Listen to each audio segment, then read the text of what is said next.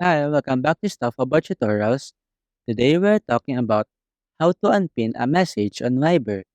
Maybe you have previously pinned a message and no longer need it at the top of your chat. So today I'm going to show you how to unpin a message on Viber. Check video description and I will try to leave the written instructions. So let's start. First, open your Viber application and log into your account. Once you are logged in, you will be taken to the main chat screen.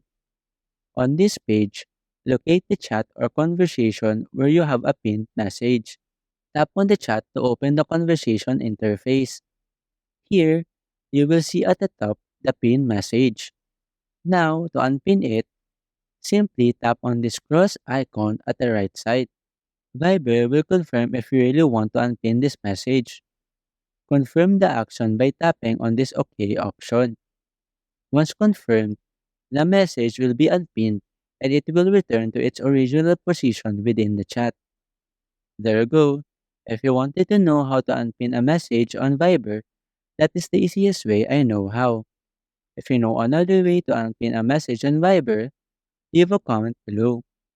Also, be sure to subscribe for more videos.